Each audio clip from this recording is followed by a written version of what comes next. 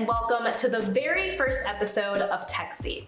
My name's Autumn Black, and I'll be your host on this very first episode where we'll be talking about all things arriving in the tech industry for Gen Z by Gen Z. But before we get started, here's just a little bit about me. Like I said, my name's Autumn. I graduated from the University of Missouri back in May of 2020, MIZ, and I'm a member of the first and finest sorority within the Divine Nine, Alpha Kappa Alpha Sorority Incorporated. I'm also a content marketing specialist here at Oracle, where I work with blogs, content, all types of things that I love and enjoy. Each episode of this series will provide a little bit of something different with a little bit of a different host. Today's episode, like I said, will be covering all things arriving to the tech industry. So let's get started. So I'm sure you're wondering, Autumn, what even is tech? That's a great question. When you think of tech, think of all of your favorite brands and the infrastructure and technology that they run on. That is tech. And like Oracle, we work with some of the world's largest companies like Starbucks, Nike, Hershey, just to name a few of my favorites. Tech is literally everywhere, from picking up your phone in the morning to scrolling on social media. So if you want an opportunity to help make some of your favorite brands and companies run, then tech might be a good fit for you. And there's literally a space for everyone in the tech field. From marketing, which I'm in, to engineering, there's truly a space for everyone to fit in. So now that we know a little bit about what tech is, how do we get a job in tech? First and foremost, branding. Branding is the most important thing and is really what makes you stand out in both the interviewing and the networking process. To start branding yourself in the job search process, ask yourself a few core things. 1, who am I? 2, what am I passionate about? And 3, how do I want to show up in the workforce?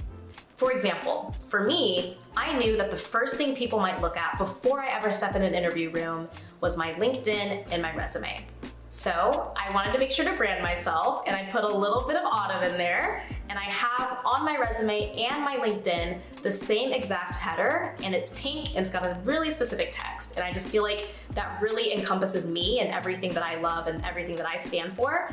And even though people might look at my resume and say, hey, this girl really likes pink, that's okay. That's the point, and that's how I wanted people to remember me. So find those little things that you can kind of make your own and incorporate those into your LinkedIn and your resume.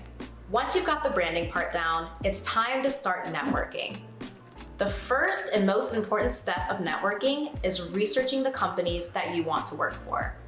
Like most companies, Oracle has a careers page where you can find all types of different things, like their corporate citizenship efforts. You can even look at employee stories, and you can even see company press releases.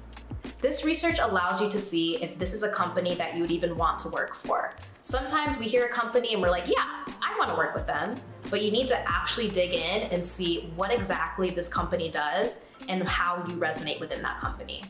But it's really important to research what exactly that company does and what they stand for. And of course, use LinkedIn to your advantage.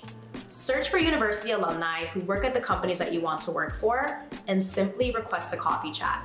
A request for a coffee chat and having something in common can truly go a long way. Also keep in mind, your network isn't just who you have on LinkedIn. Your network is also your peers, your professors, anybody around, that is your network. So be sure to also tap into them. You never know where it can lead you. So you know what tech is, you've branded yourself, you've done some networking, and you finally get to the interview room and you are freaking out. Don't worry, the most cliche yet useful advice I can offer is to truly just be yourself. An interview isn't just for a company to see if you are a right fit for them, it's also for you to see if this company is a right fit for you. So don't be afraid to bring a little element of yourself and bring your full authentic self into that interview room while also keeping a level of professionalism. It's super normal to be a little bit nervous during that first interview. I know I was freaking out during my interview with Oracle, but I had my friends and family there to help me practice. So tap into that network and ask for them to help you out with your interview. Practice with them and over-prepare. When it comes to answering questions in the interview room, you don't want to necessarily regurgitate what's already on your resume. They've read it. but you do want to bring color and breathe life into those experiences and expand upon them when you're asked about them. You also never know when a math question will be thrown at you in an interview, so brush up on those hard skills. And of course, ask questions. You've done the research and you know what it is that you want within a company.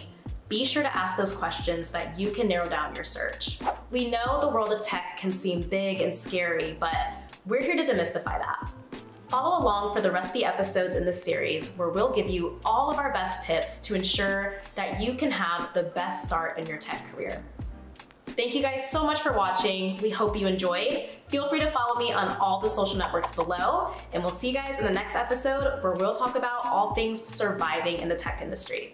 This has been Autumn with Techsy. Bye guys.